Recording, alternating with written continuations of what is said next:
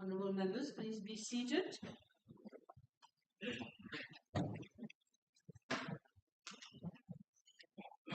Announcements.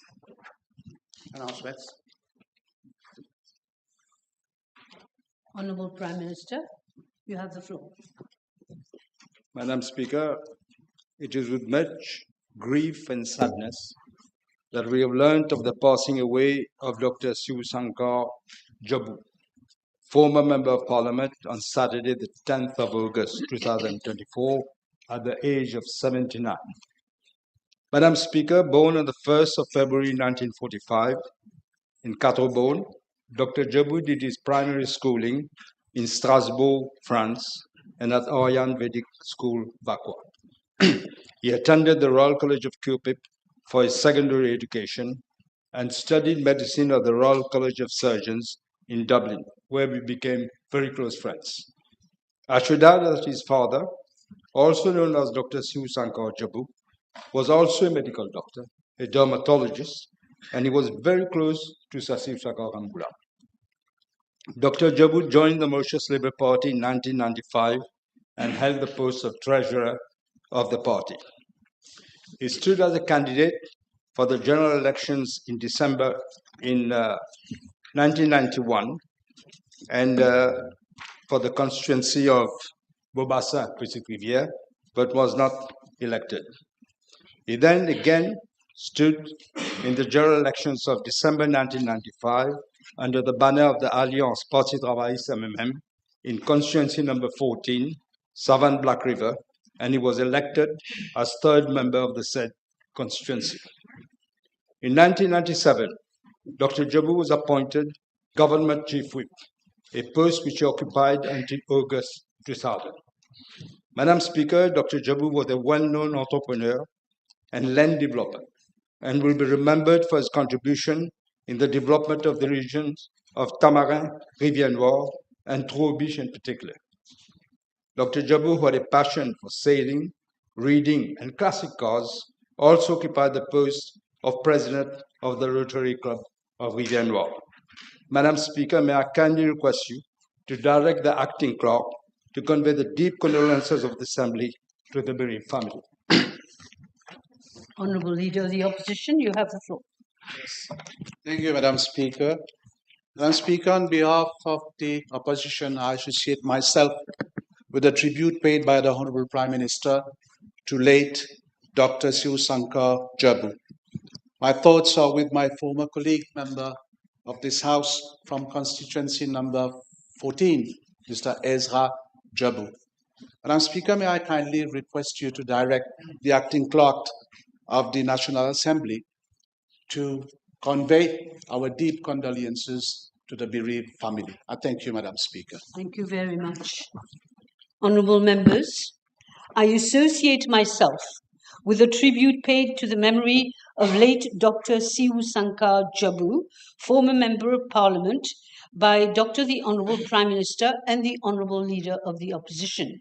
And I direct the acting clerk to convey the deep condolences of the Assembly to the bereaved family. Thank you.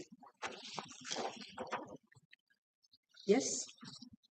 Madam Speaker, we have also been saddened by the demise of Mr. Sang Fan Hin Sang Man Kin, commonly known as Joseph Sang Man Kin, former Member of Parliament, on Saturday, the 16th of November of this year at the age of 86.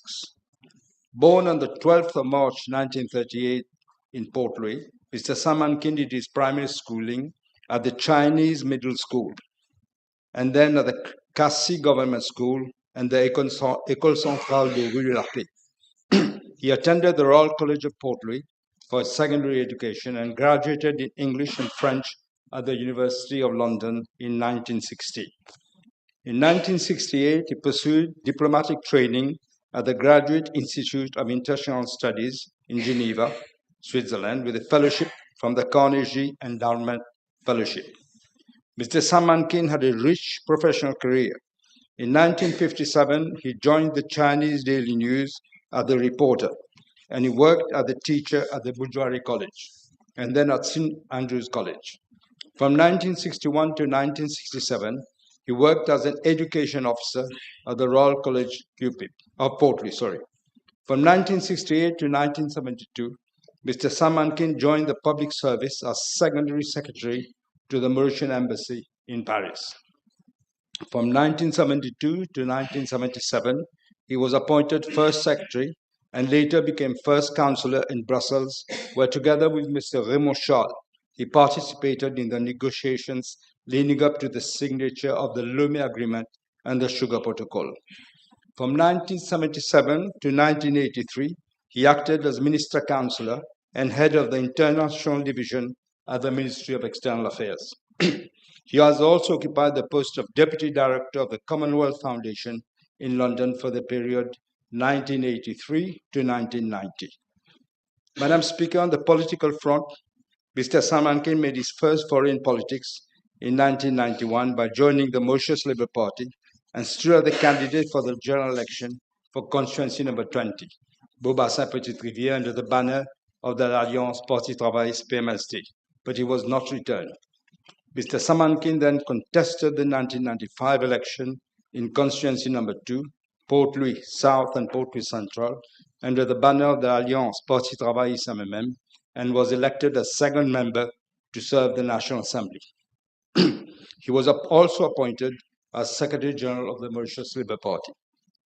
In January 1996, he was appointed Minister of Arts, Culture and Leisure, where during his tenure of office, he set up the National Library, the National Art Gallery, the National History Museum, and the Nelson Mandela Center for African Culture. In December 1996, he became Minister of Civil Service Affairs, a portfolio which he held until June 1997. In July 1997, he again held the portfolio of Minister of Arts, Culture and Leisure and served in that position until August 2000. Madam Speaker, Mr. Salman Kin was conferred 3 titles during his lifetime. The Lord du Lion in 1991 by the Republic of Senegal. In 1996, he was awarded the title of Ordre des Palmes Académiques. On the 12th of March 2010, he was elevated to the rank of Grand Officer of the Order of the Star and Key of the Indian Ocean for his significant contribution in the fields of literature, culture, diplomacy, and politics. In 2013, he became the winner of the Brilliance of China Award. Mr. Salman Kin has also held the post of Vice President of the Mauritian Writers Association in 2011 and has also occupied the post of Chairman of the Gwandi Association from 2012 to 2013. In 2013, he became a member of the African Peer Review Mechanism Panel, a position he held until 2021. Madam Speaker, Mr. Salman Kin had a passion for literary works and poetry. He has authored several books ranging from history to culture. He was also a passionate of the Hakka culture. His poem compilation, Le Grand Chat Hakka, was translated in English and in Chinese.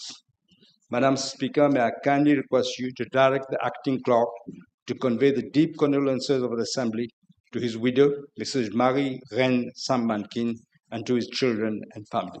Thank you. Thank you, Madam Speaker. On behalf of the opposition, I again associate myself with the tribute paid by the Honorable Prime Minister to the late Mr. Salman Kin. And Madam Speaker, may I again kindly request you to direct the acting clerk of the National Assembly to convey our deep condolences to the bereaved family. I thank you, Madam Speaker. Thank you. Honourable members, I associate myself with the tribute paid to the memory of late San Van Hin San Mankin, former Member of Parliament, by Dr. the Honourable Prime Minister and by the Honourable Leader of the Opposition, and I direct the Acting Clerk to convey the deep condolences of the Assembly to the bereaved family. Papers none. Questions? Yes. Honourable Members, before we proceed with parliamentary questions on the order paper, I wish to make an announcement with regard to notice of questions. For today's sitting, I have decided to accept questions and propose them on a first-come, first-served basis, a practice adopted previously in this House. In the light of the aforementioned, I'm given to understand that the Honourable Chief Government Whip and the Honourable Whip of the Opposition have come to a consensus regarding the order in which parliamentary questions would appear on the notice of questions for particular Tuesday sitting. Yes? Well, that is what I was given to understand. Well, let us wait. In this case, next time we will have decided for the next Tuesday meeting what you would like to do, because we really want a consensus. As regards today's sitting, I will be as flexible as possible regarding supplementary questions. The key words here are fairness, relevance, and importance of the subject matter of the PQ, because we have 2 hours, as you know, for questions. Thank you. Honourable Fourth Member of Port Louis North and Montaillon, Mr. Duval. Thank you, Madam Speaker. 1B1. Madam Speaker, even before the electoral campaign and during the campaign, we were warning the nation that the macroeconomic figures were being manipulated by the MSM government and its allies. The implementation of the 14th month bonus will have deep impact on the economy and on public finances because of the disastrous situation we have inherited from the previous government. But never in our wildest nightmare did we know the extent that the figures would be falsified. In fact, Madam Speaker, the economic boom that the previous government boasted has been nothing but an electoral gimmick, very, very far from the harsh reality that we have discovered after assuming office. We will therefore have to be extremely prudent to minimize the adverse impact of the 14-month on the economy. As regards the implementation of the 14-month bonus, I will make an announcement once a policy decision is taken by Cabinet on Friday. I will elaborate more on these issues in a statement to the House on the state of the economy this afternoon, Madam Speaker. Thank you. Yes. Yes, Next thank question. you, Madam Speaker. Well, does the Honourable Prime Minister know that the Minister of Labour has given recently in an interview stated that consultations had begun and that he was working closely with the Office of the Attorney General for the preparation of the bill? Will he confirm whether this is in fact the case? I can confirm that, in fact, he has been working with the Attorney General, and we will have to come with a bill. Not as it was previously announced, it will have to be through a bill. Yes. Yes. May we know if the consultations and the preparations that are being made with the Office of the Attorney General, whether it is being envisaged for the payment of the 14th month bonus, whether it's been envisaged to cap the payment to a certain income level, or whether it will be for all employees. In fact, Madam Speaker, I will make a statement later on the state of the economy, and I'm sure Honourable Member will have a good look at it. This is why I said we'll have to be extremely prudent to minimize the adverse effect of the 14-month on the economy. But after the statement on the economy, I'm sure you will come up with new questions.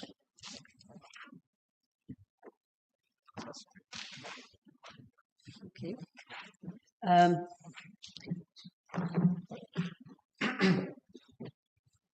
There are some questions that have been, we've been advised that they will be replied by other honourable ministers.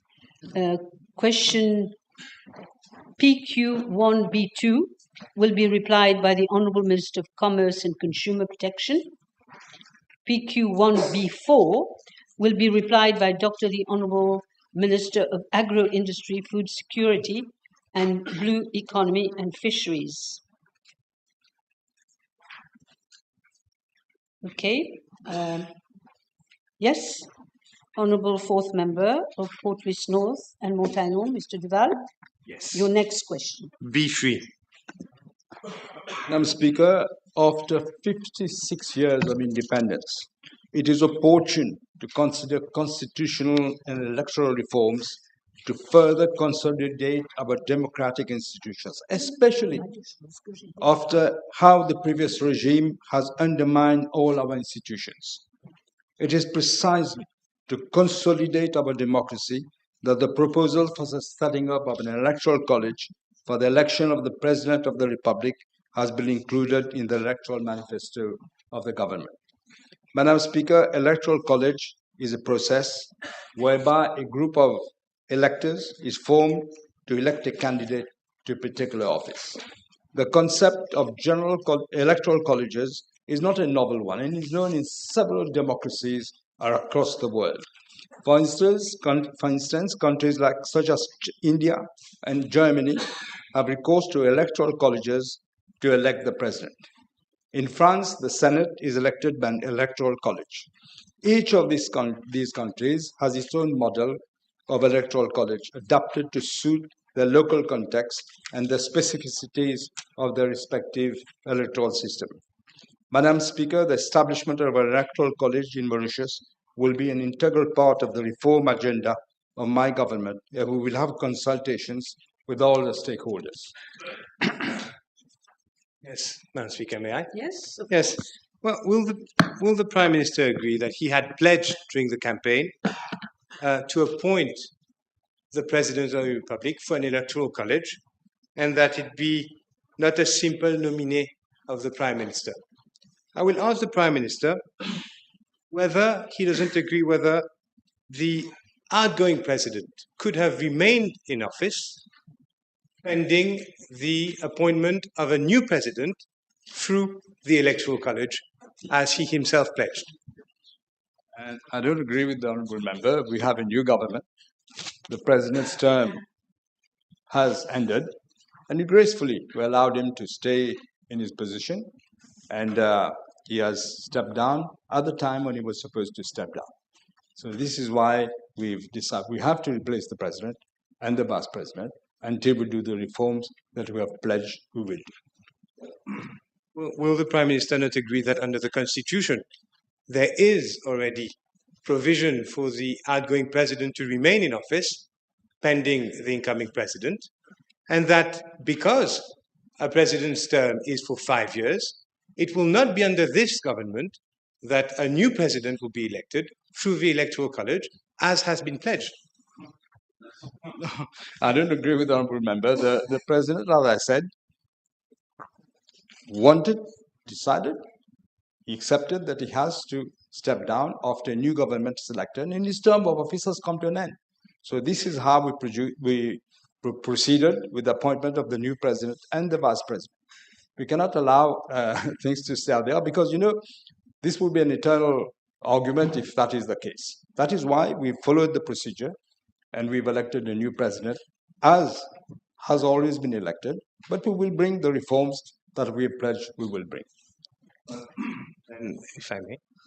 Well, I think the Prime Minister has replied to your question. You may, but don't be argumentative and don't come back again to the same issue. If I may ask the Honourable Prime Minister, given that now the President is in office and the Vice President is in office, and like I said, the term will run and it will expire after this government's mandate, will he consider, once the Electoral College is set up, to ask the President, therefore, to vacate the office until he is appointed anew through that system.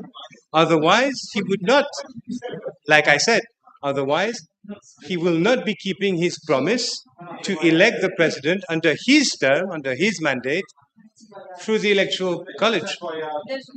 I think I said it. You're coming back. He's given an answer. You may not agree with the answer, but I think I will not pursue with this question anymore. There is the question of a speaker. Maybe, Right Honourable Prime Minister, there was also a part on the speaker's choice. Maybe you want to reply on that? Mr. Speaker, sir, we should allow Mr. Fouquet to stay as Speaker. This is precisely what you're saying. When we saw what the difference was. So this is not acceptable. You must treat the president properly. He stepped down, a new president has come in his place. Yes. The Honourable Prime Minister will realize that the Speaker has to be elected for constitutional amendment to be brought to the House, voted, for the President to be appointed under the new mechanism. My question being that this could have been the case, and this promise could have been kept, but I will not insist. That promise will be kept. We will look at as I said in my answer, if you at the end, I did say that there will be consultation, what consultations with all stakeholders, because we have to look at all the aspects of it, and we will keep to what we have said. Yes. The Honourable Second Member for Rodrigues, Mr. Francois. Thank you, Madam Speaker. B5. Allow me, Madam Speaker, to state at the very outset that my government is committed to a fully comprehensive reform of the current electoral system, which would be reflective on the will of the population and restore the democratic reputation of our country. To this end, consultations will be undertaken with all the stakeholders. The need for the setting up of any relevant committee to look into the constitutional and electoral reform will be looked into during this process. Thank you. Yes. Yes. Yeah. All right. Honourable Second Member for Flac and Bon Accueil, Mr. Bichuk. Madame la Présidente, 1B6. Madam Speaker, I thank the honourable member for the question. I will certainly table a copy of the report of the state of the economy after my statement in this House this very afternoon. Yes.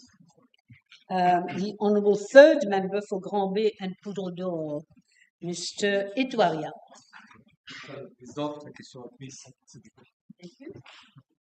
Thank you, Madam Speaker. The coastal areas in the north comprise 17 regions, which start from Le Goulet and end at Roche-Noir.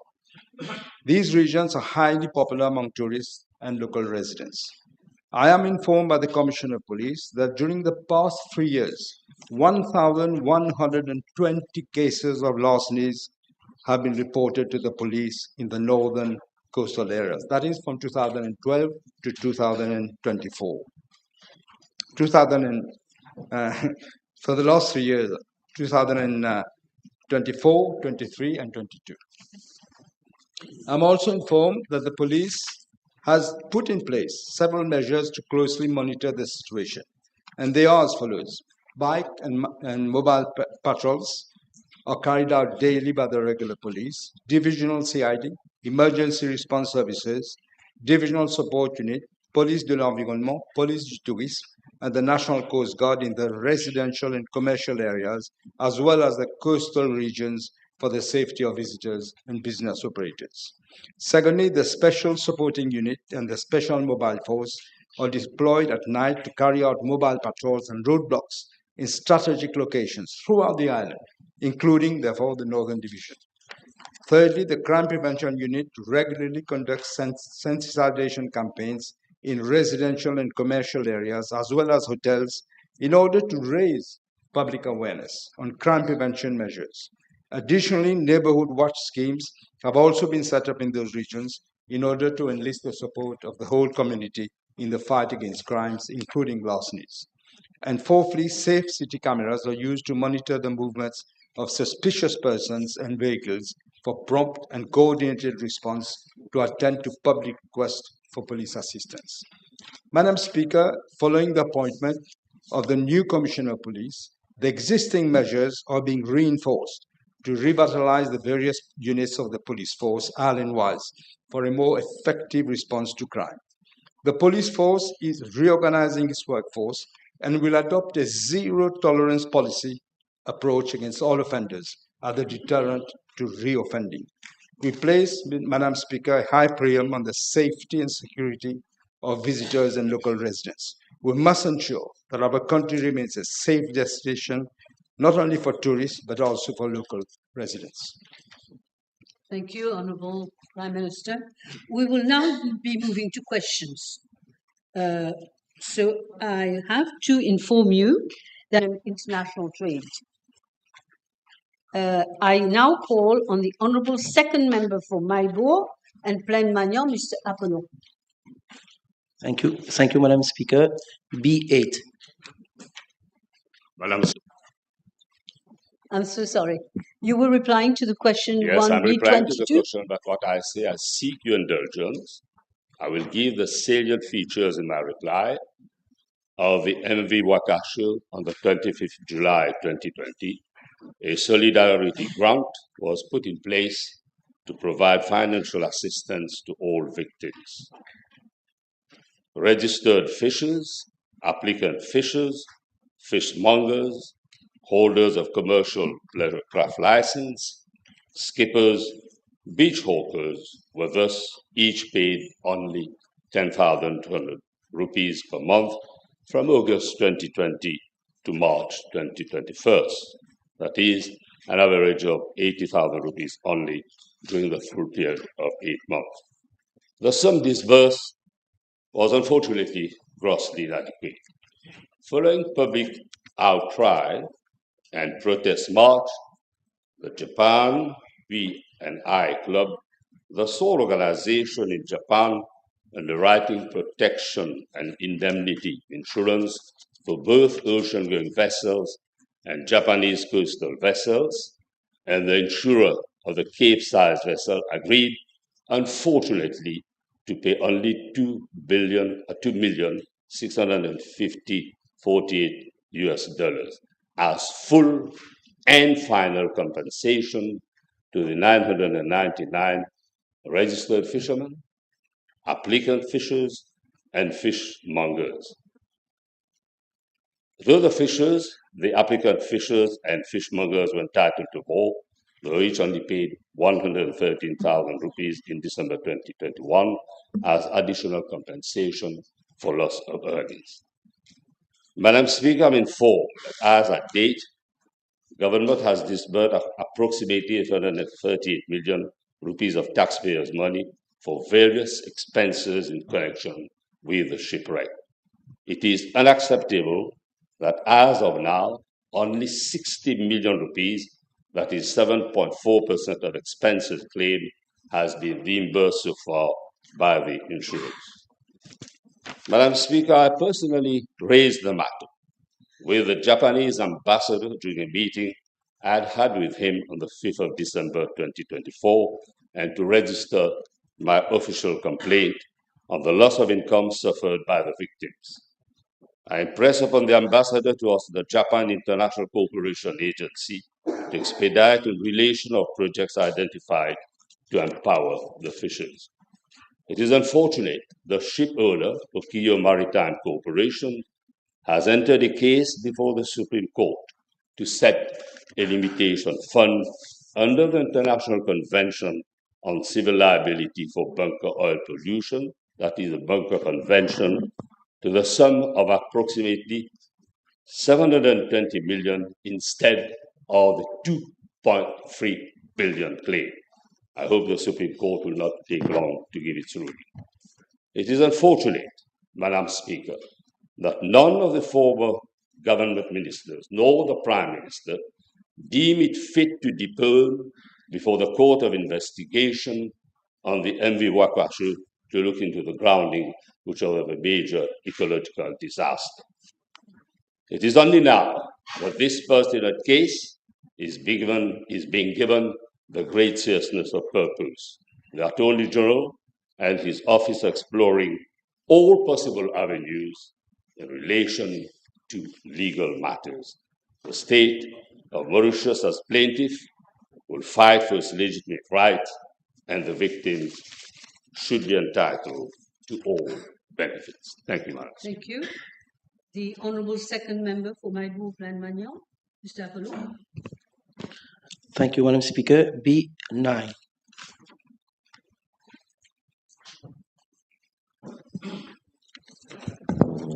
Madam Speaker, I am informed that there are 32 LPG fire human incinerators across Mauritius, out of which 16 are not operational. These 16 incinerators were procured by the Ministry of Local Government in 2018, and the project was funded under an Indian line of credit. The contract was awarded on 26 July 2019 for an amount of 2,256,000 USD, inclusive of contingencies. Madam Speaker, here I have the duty to inform the House that the outgoing government failed to ensure that the provision for maintenance in the bidding document, and this situation led to the 16 incinerators not functioning and hence causing undue inconvenience to our citizens around the country.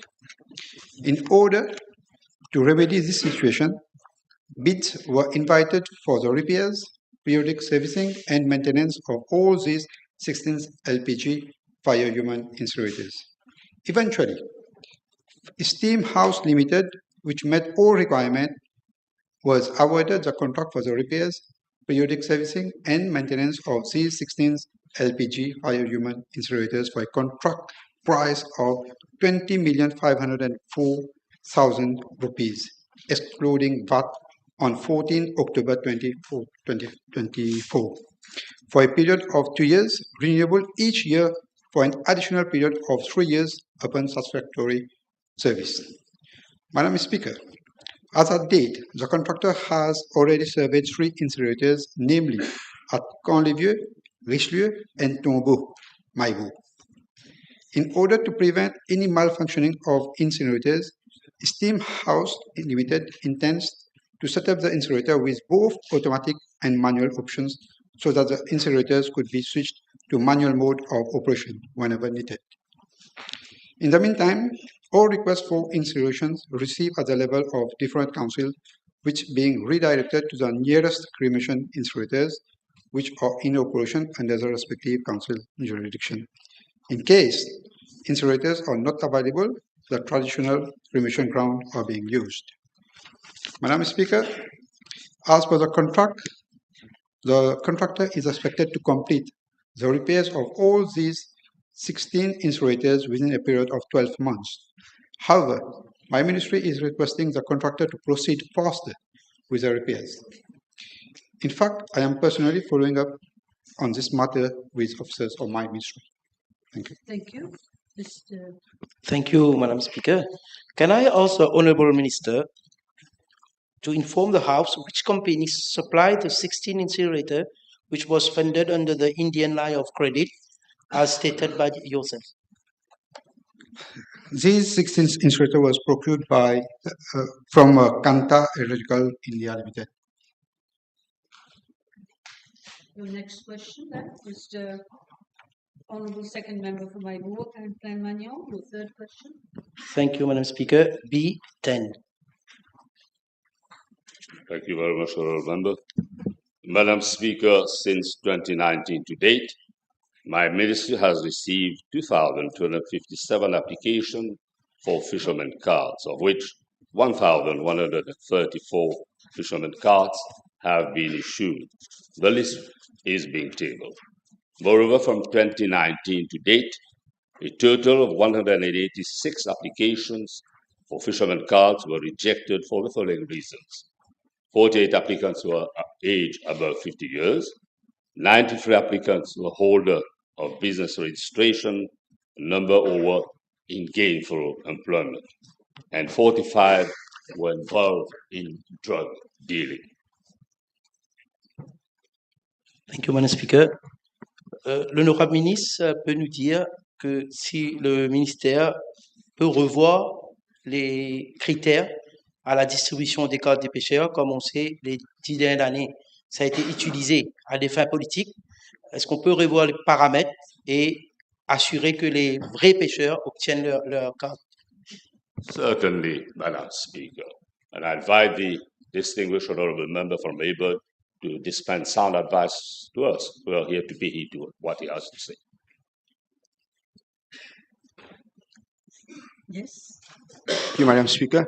May I ask the Honorable Minister whether he's aware that 100 fishermen cards allocated to road rigs in the present financial year by his ministry have not been delivered to the Rhodesian fishermen? Will he inquire as to the reasons thereof? I'm glad the distinguished honorable member from Rodi has made me aware. Now that I'm having made aware, corrective measures will be taken to redress the situation. Thank you, Minister. Yes, Mr. Apollo, your fourth question. Thank you, Madam Speaker. B11. Madam Speaker, in fact, the answer is in the positive. I'm aware that there is a project for the construction of a ground plus 3 building comprising inter alia, an accident and emergency department, non-communicable diseases services, a pharmacy department, laboratory services, and a psychotherapy unit. The project is still at design stage, and I will see to it that the process is activated. In the meantime, the services being provided at the existing hospital will be upgraded to provide, in the first instance, a 24/7 hours service for general medicine, cardiac services, pediatric, and antenatal care. Thank you. Thank you, Madam Speaker. Can I ask for an humble request to the Minister whether the Ministry can, on a short-term solution, to see for a better operation and functioning of the Maibo Hospital, as there is more than 100,000 of inhabitants that use the service of this hospital? Mr. Speaker, sir, I can give assurance to the honorable member that in the days to come, I'll myself conduct a personal visit to the hospital and try to make efforts to improve all the services that are there. Thank you, Minister. I don't like to be called sir. I'm sorry. Just Madam Speaker will be okay. Yes. Next question, Honourable Fourth Member of Portruis North and North Island, Mr. Duval. E12.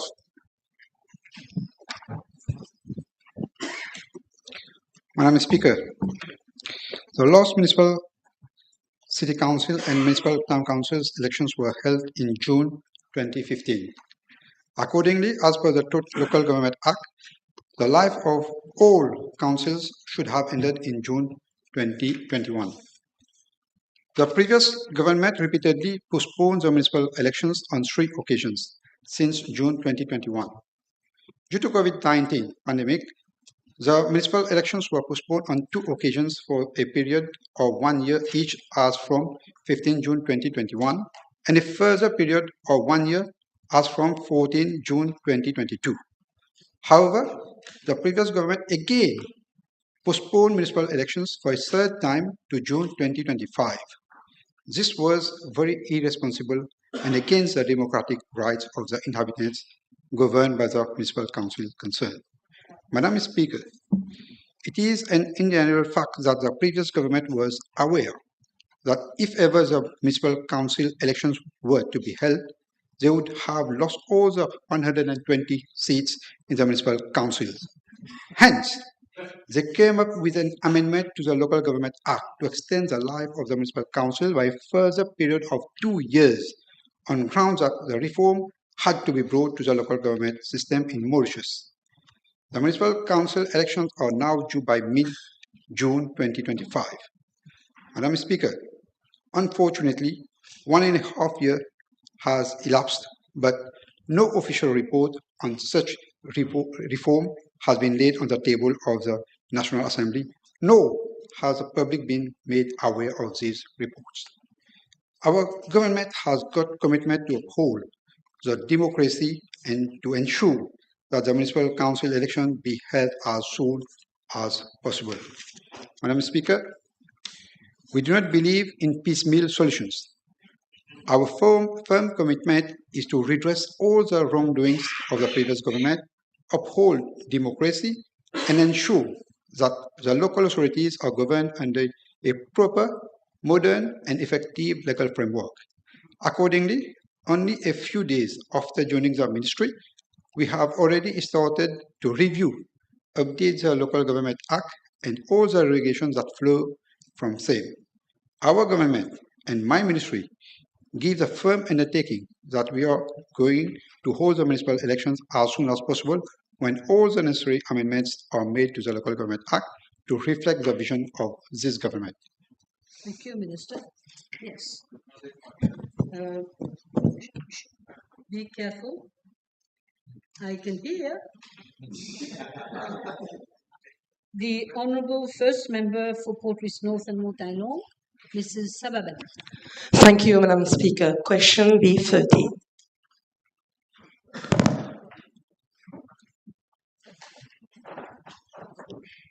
Madam Speaker, I am informed that on 25th November 2024, at 15:45 hours, one Mrs. R.R. reported to police that at around 10 hours on the same day, after having fed her late baby E.E.J. of 18 months old, she found that the latter was not reacting. She conveyed the baby to Dr. A.G.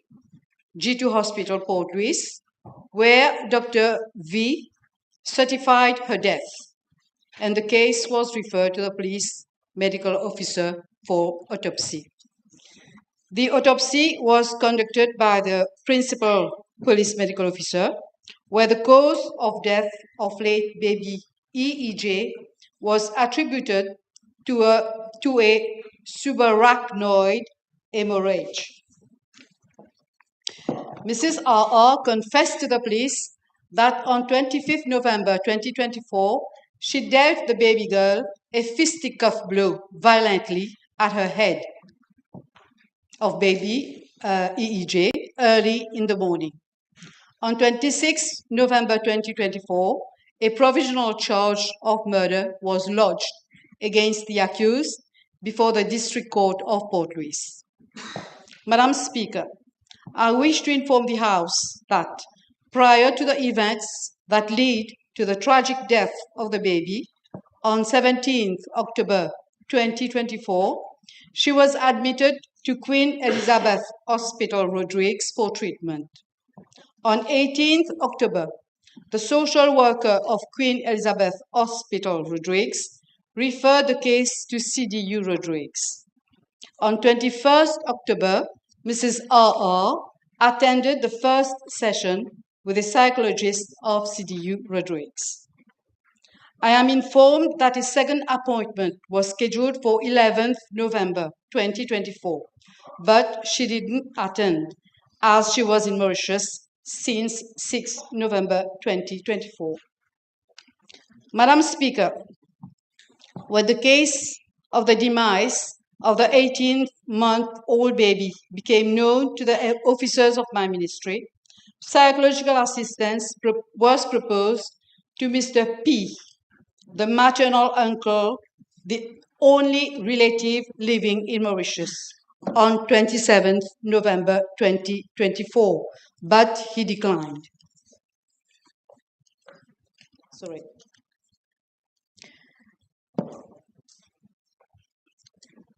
I am also informed that no assistance was provided to the mother as she was arrested by the police and was and still is in police custody.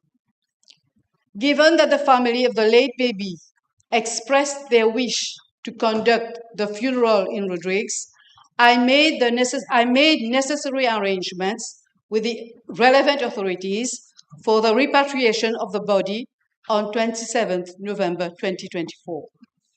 With regard to the father and other relatives residing in Rodrigues, I am further informed that the psychologist posted to CDU Rodrigues contacted them on 27th November 2024 and 6th December 2024 for psychological assistance, but they declined same.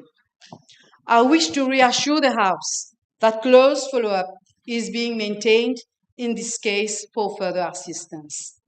Madam Speaker, I wish to inform the House that since I took office, I already met the Commissioner of Police on 5th December 2024, along with different units of my ministry. It was an occasion to review the existing protocol to reinforce the collaboration between the police and the ministry with a view to enhancing the protection of children and women victims of violence. I thank you. Thank you, Minister. Yes, Mrs. Sabapati. Madame la Présidente, en parlant des cas d'enfants morts dans des circonstances tragiques, je me réfère certainement au cas de la mère qui a avoué avoir battu son bébé de 18 mois à mort le 25 novembre dernier. Son ex-compagnon a déclaré dans la presse que leur fille âgée de 3 ans serait décédée à la suite d'une chute en septembre dernier à Rodrigue, mais qu'aucune autopsie n'avait été réalisée. Aujourd'hui, il souhaite que la justice soit faite. Est-ce que le ministère accompagne ce monsieur dans ses démarches? Merci. Thank you for the question, Madam. Madam Speaker, I wish to inform you that we were informed that there was a previous child who died in similar circumstances, but the cause of death was an autopsy was carried out on the dead child on 24th September by Dr.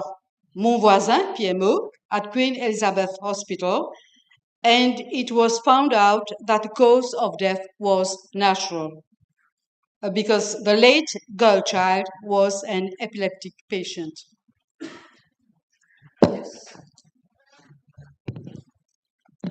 Merci, Madame la Présidente. Puis-je demander au ministre, concernant le rapport d'autopsie qui a déclaré la mort aux causes naturelles, êtes-vous satisfait ou avez-vous revu le rapport? Merci. Thank you, Madam Speaker. Frankly speaking, I wish to inform the House that I have not taken cognizance of the report personally. If need be, I shall look into that. Thank you. Yes, Mrs. Sabapati. Next question, please. B14. Madam Speaker,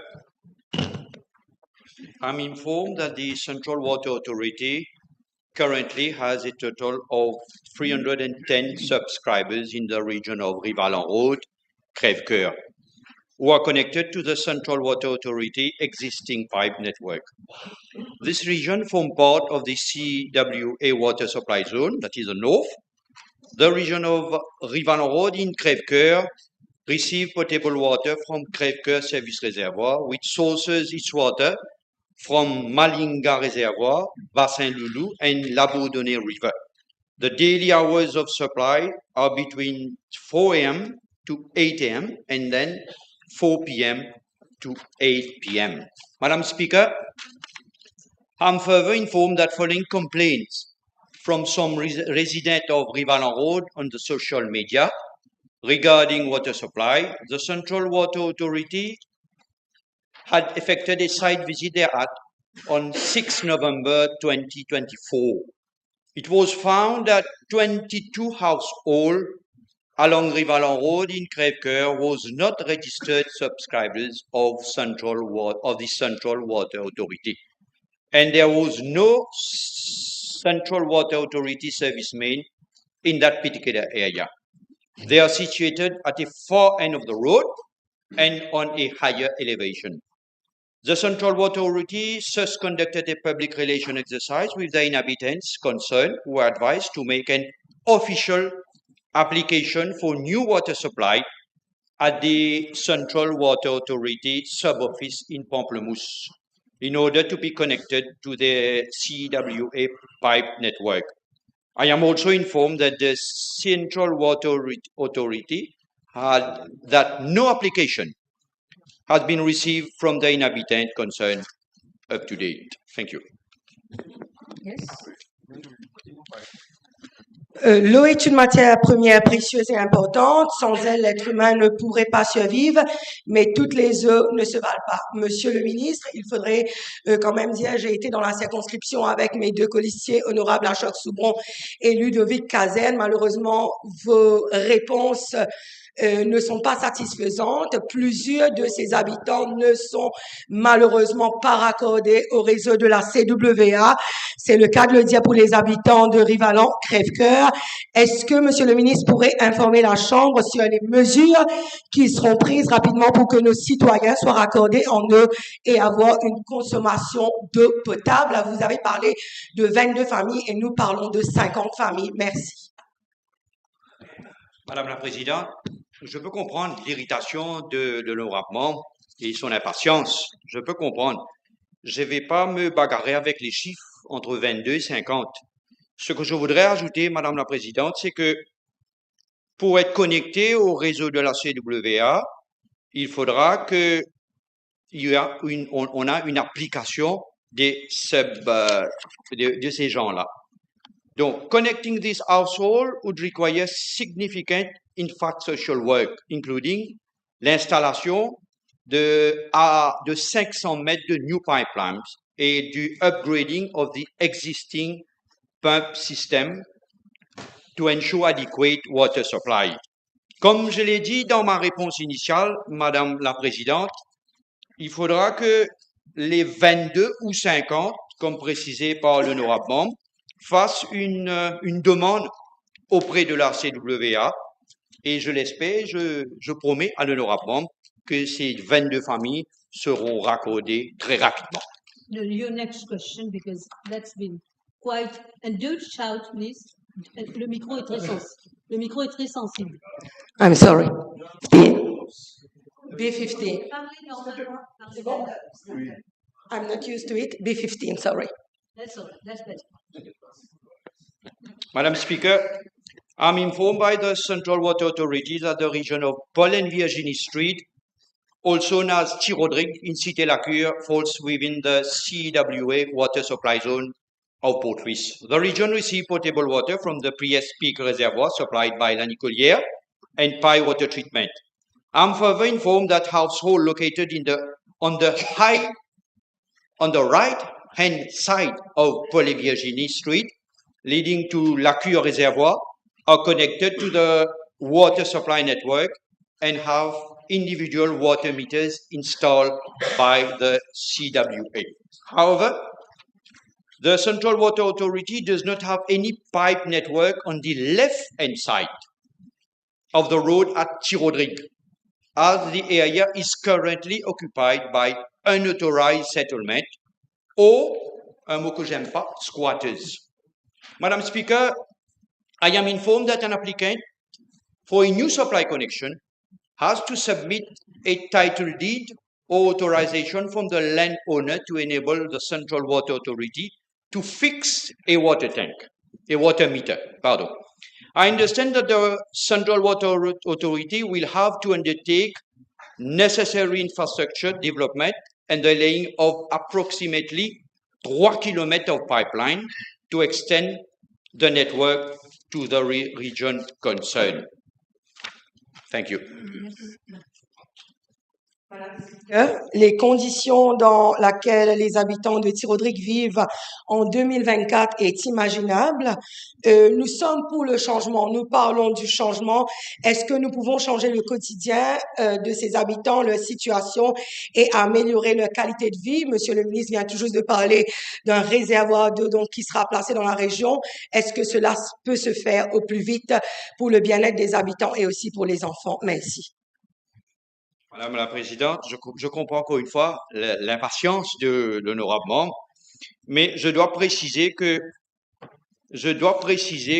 a new application for water connectivity requires applicant to provide proof of land ownership, such as title deed or authorization from the landowner to install a water meter. Ceci étant dit, je dois préciser que the land Là où on parle ce matin, Madame la Présidente, the land occupied by the squatters are found on private land belonging to various owners. There are about 300 people, squatters, at La Cuire, known as Tirodric, over an area of 35 acres. The squatted area, which is located at the foot of Long Mountain, is rather slopy, and as such, there might exist several natural storm drains. Je voudrais aussi ajouter pour l'honorable membre que any future consideration for water connectivity on the left side of the road will depend on the resolution of the land occupation issues, which should be dealt by the Ministry of Housing and Land. Étant dit cela, Madame la Présidente, si les papiers voulus, les permissions voulues est obtenues, nous, au sein de la Central Water Authority, au ministère, nous allons faire le nécessaire pour que ces personnes soient raccordées au réseau de la CWA. Le coût du projet est autour de 25 millions de roupies. Duration de works, 3-4 mois. Si les permis nécessaires sont faits, et la CWA et le ministère, je vous assure, Madame la Présidente, le nécessaire sera fait. Relevant only, please. Go ahead. Last question, thank you. En attendant que ces habitants soient relogés par le ministère du Housing, Monsieur le ministre, est-ce possible que nous allions avec vos officiers sur les deux sites, que ce soit à Crèvecoeur ou à Tirodric, pour faire un état des lieux, sachant que vous avez reçu des réponses des officiers de votre ministère entre être présent sur le site et voir la situation de visu et avoir des informations par téléphone? Est-ce possible que nous puissions aller sur place pour un site visit? Merci. Certainement, Madame la Présidente. Merci. Monsieur Edouard, Mr. Edouard, Honorable Fourth Member for Rodrigues, please. Your question? Thank you, Madam Speaker. 1B68. Okay. Madam Speaker, I am informed that the supply, distribution, and storage of petroleum products in Rodrigues is presently affected by AEL DDS Limited. The aforementioned company procures its petroleum products directly from oil companies in Mauritius. As per the question regarding the shortage of petroleum products over the past year, I am informed that there have been occasional disruptions due to increased demand, logistical challenges, and limited storage capacity. Notably, shortages occurred on the following occasion. A. On 30th October 2024, supply was disrupted for a few hours before being restored the following day. B. On 9th November 2024, supply was interrupted until the arrival of a consignment on 10th November 2024. C. On 21st November 2024, sales were halted following half-day shortages until arrival of new consignment the next morning. D. On 1st December 2024, a shortage of gas oil disrupted public transport, which resumed normal operations on 2nd December 2024 with the arrival of new stock. And E. On 6th December 2024, supply was again disrupted. These challenges stem from various factors, including logistical constraints such as the limited number of isotainers available and the disruptions caused by increased bulk purchases. To address these issues, we have taken proactive steps, including increasing the isotainer filling capacity, improving stock management, and securing additional isotainers, which are expected to enhance supply reliability by January 2025. Additionally, priority measures such as dedicating specific filling stations for government, emergency services, and public buses have been implemented to mitigate the impact of shortages on essential services. Madam Speaker, with respect to Part B of the question, as I mentioned earlier, AEL DDS Limited is presently responsible for the whole supply chain of petroleum products in Rodrigues, from the importation to the retailing of the products. The company faces challenges such as limited shipping capacity, restricted storage facilities, and rising demand from the public and the Central Electricity Board. Petroleum products are transported from Mauritius to Rodrigues in dedicated isotainers, with recent addition bringing the fleet to 16 units presently. I am informed that AELDDS Limited owns and operates 3 petrol service stations at Port-Maturin, Mont-Lubin, and Grand Lafourche-Corail. Additionally, AELDDS Limited also owns and operates a mobile truck at Bay-Lascar service station, which is used to replenish vehicles with gas oil only. Madam Speaker, with regard to Part C of the question, all possible avenues to enhance the present provision for the supply, distribution, and retail of petroleum products in Rodrigues to ensure reliable access to these essential resources are being explored. Madam Speaker, we remain committed to addressing these challenges and ensuring the residents of Rodrigues have stable and secure access to petroleum products. Thank you, Minister.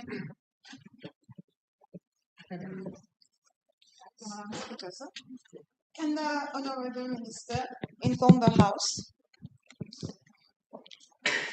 as to whether he is considering in the near future measures such as the expansion of the port on the island to accommodate a higher fuel storage capacity, being given the increasing demand in Rodrigues due to increase in number of vehicles? Thank you.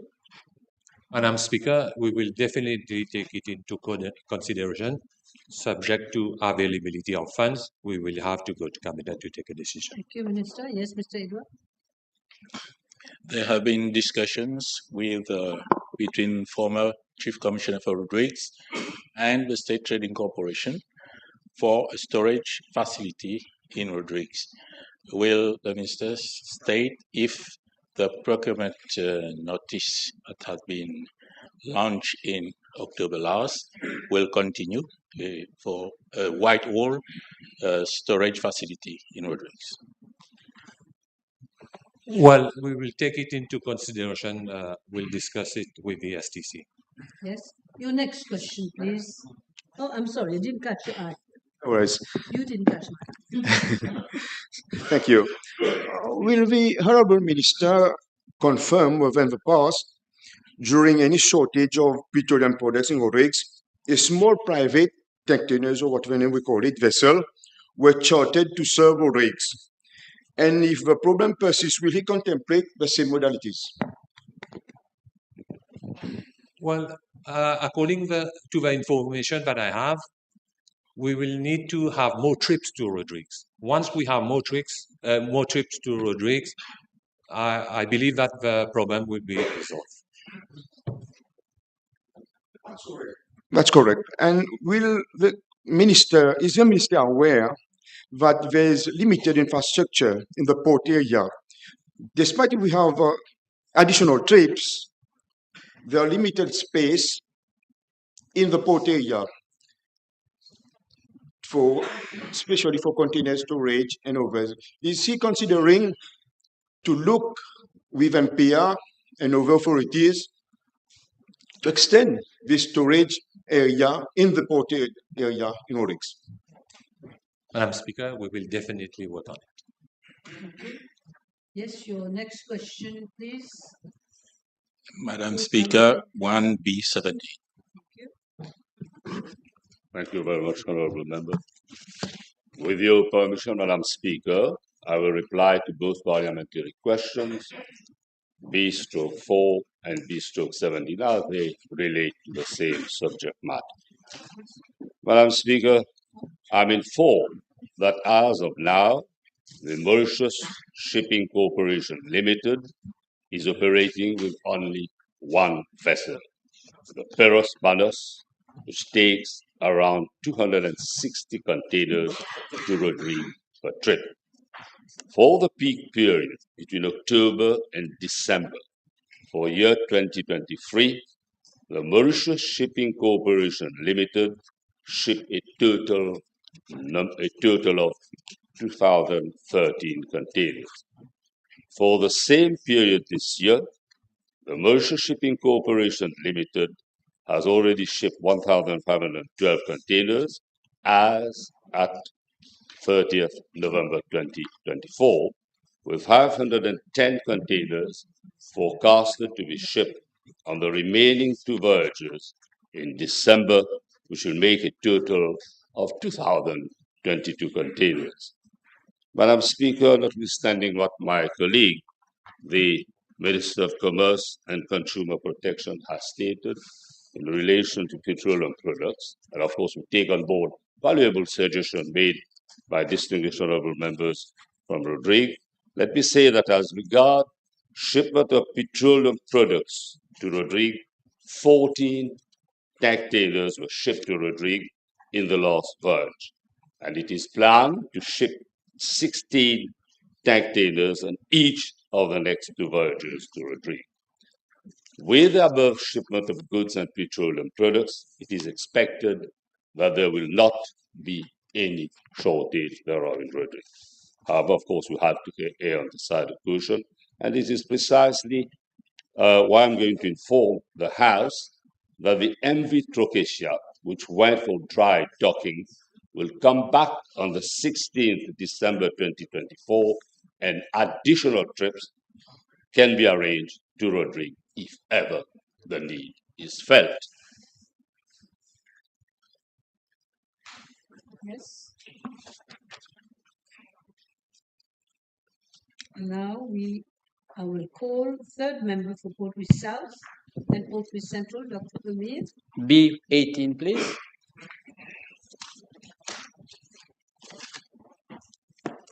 Madam Speaker, with your kind permission, I shall reply to PQ 1B18 and PQ 1B24 together as they relate to the same subject.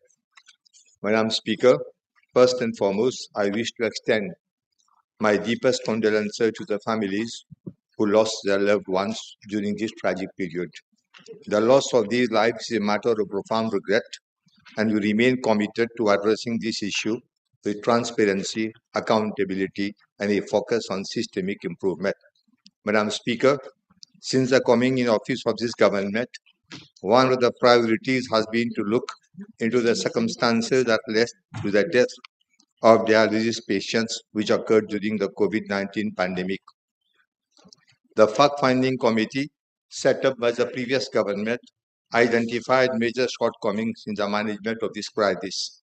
However, despite public demand, the findings of this report were never released.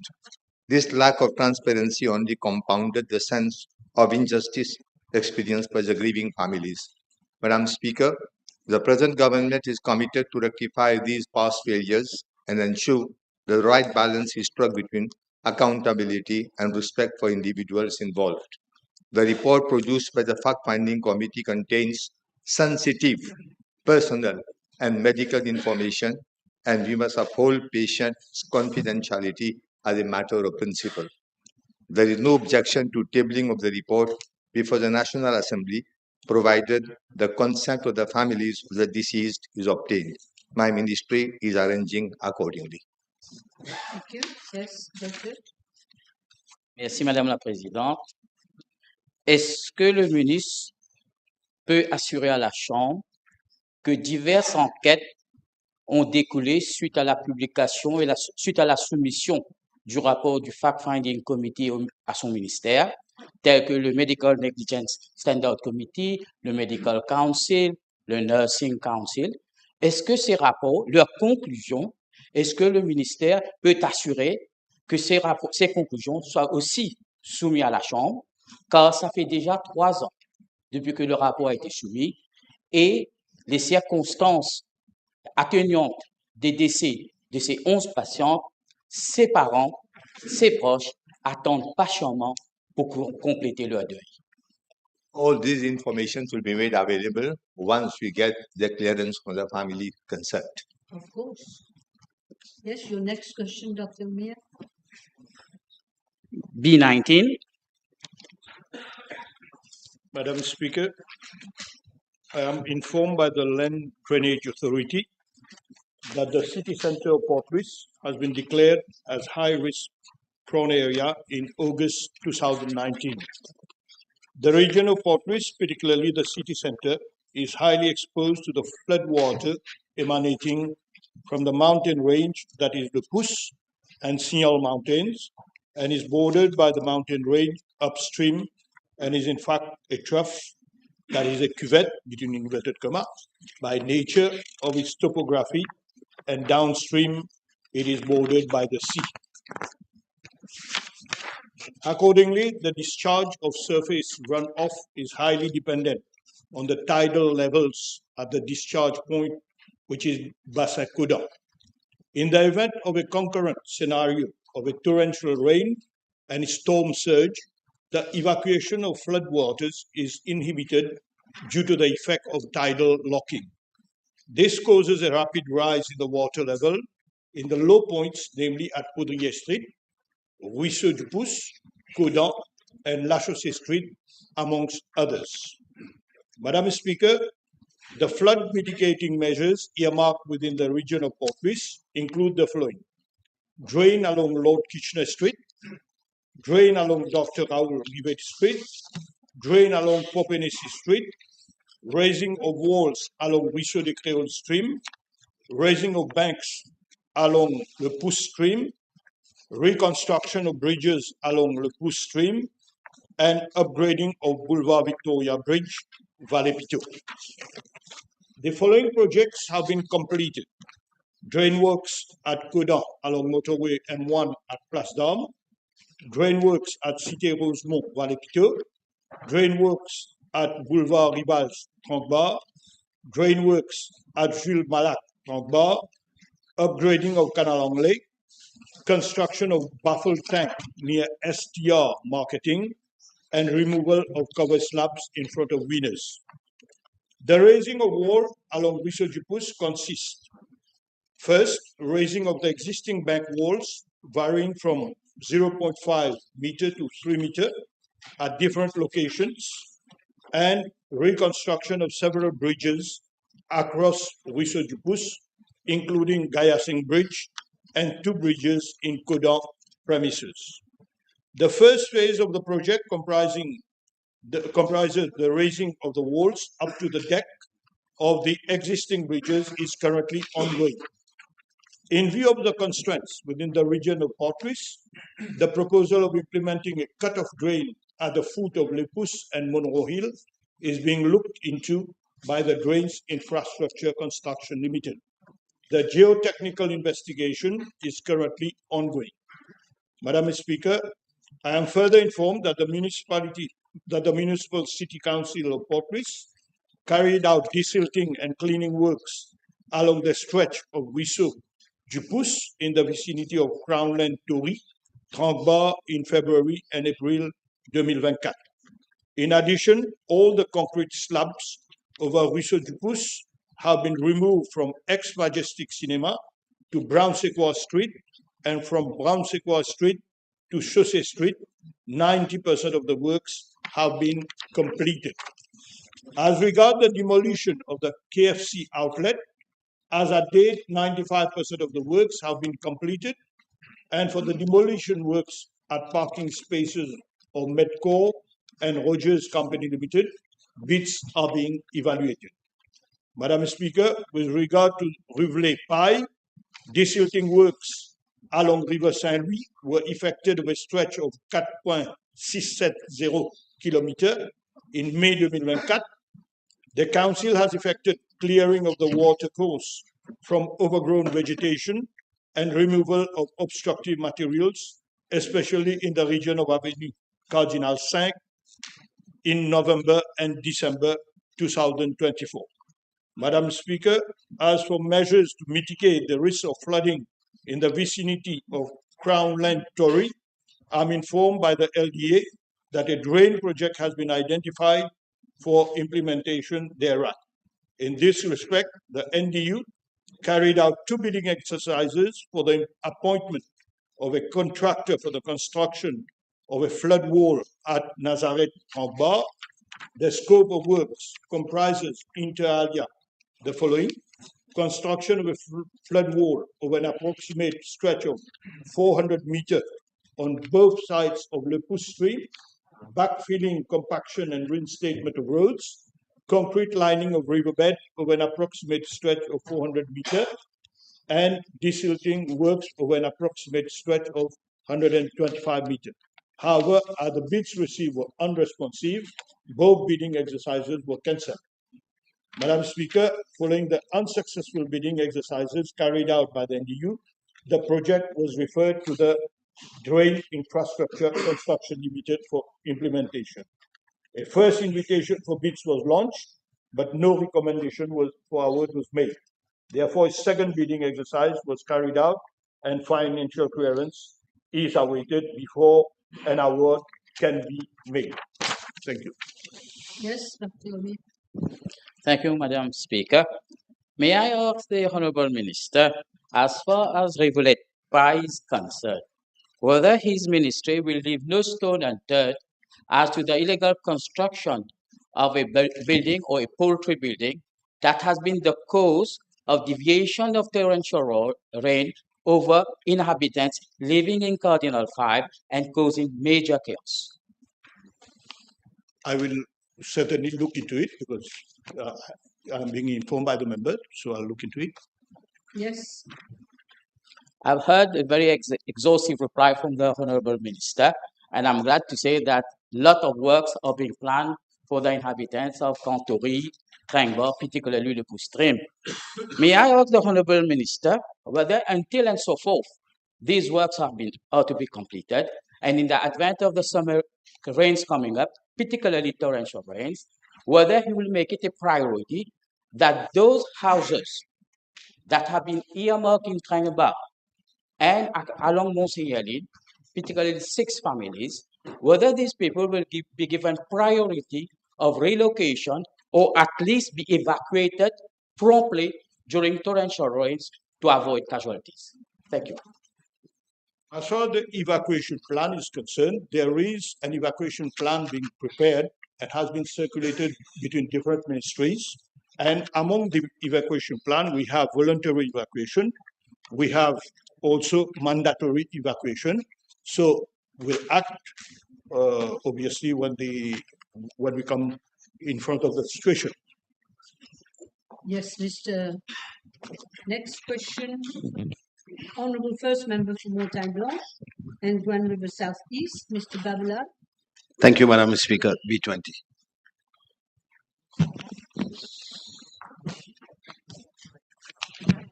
Madam Speaker, I'm informed by the Central Water Authority that the regions of Pellegrin, Bramstan, Bel-Air, Beauchamp, and Sebastopol form part of the Central Water Authority water supply zone, except for Beauchamp, where water is supplied on a 24-hour basis. I'm informed that the other regions have intermittent water supply. It is to be highlighted that there has been a general drop in production level in the boreholes and surface water due to the deficit of rainfall during the year and the prolonged dry season. However, the situation has improved following the recent heavy rains in the east region.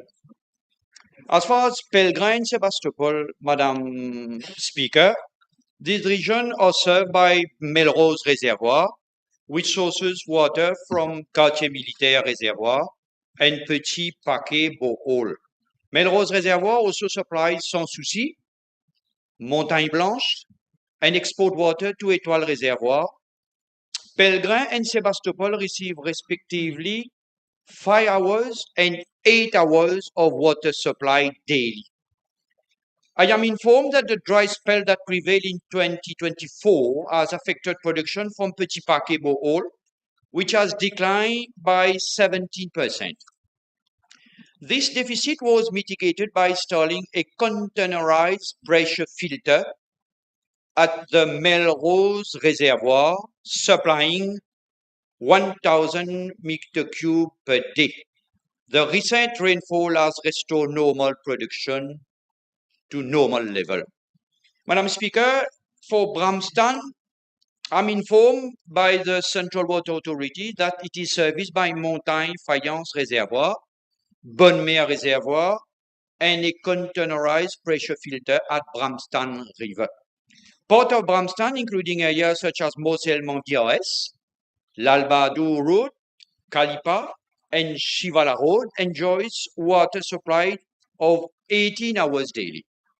While part of Bramston, that is Chemin Dominique, Nunca Road, Mosellement, La Gaîté, Downfall Road, Chivala Road, BNR Road are supplied with 10 hours of water daily. The prolonged dry season has caused a reduction in production from Belrose Clément Chapeau Hall by 37.5% and from Bramston containerized pressure filter by nearly 50%. Valve operation had to be carried out to rationalize distribution of water tankers. Water tankers were deployed to service the most affected areas, namely Chivala Road, L'Albado Road, and Moselle-Mont-Biarès. With the recent rainfall, production has improved and tankers have also been reduced. For Bel Air, Madam Speaker, concerning the region of Bel Air, I'm informed that it is supplied by Belrose Clémentia Reservoir, which sources its water from Belrose Clémentia, Caroline Bohol. The normal hours of supply at Bel Air is 12 hours daily. Production from these sources have dropped significantly during the dry season, leading to a revision in hours of supply to 8 hours daily. Water tankers were deployed to the affected areas. As far as Beauchamp region, it had started to be supplied with water on a 24-hour basis only in August 2024, following the installation of a containerized pressure filter at Beauchamp Deep River. However, technical issues encountered in October 2024 with the booster pump have led to interruption in parts of Moselle-Beauchamp. The Central Water Authority is in process of procuring a new pump, expected to be operational by April next year, 2025. Meanwhile, valve operation and water tankers are being deployed as an interim solution. Je voudrais, Madame la Présidente, avant de terminer, ajouter que pour l'honorable membre et les autres membres de la Chambre, Madame la Présidente, la stratégie de mobilisation des ressources en eau, de traitement, de stockage et de distribution d'eau en vue d'améliorer l'approvisionnement en eau de la population est en cours de révision. Suite, malheureusement, il faudra le dire, suite à l'incapacité du gouvernement précédent à mettre en œuvre ses promesses de 2014 dès le 24/7. Les parties prenantes concernées seront consultées en temps et lieu. Merci, Madame la Présidente. We have 3 minutes. You have no supplementary. We have 3 minutes left. Maybe I shall suspend the sitting for 1.5 hours at this stage.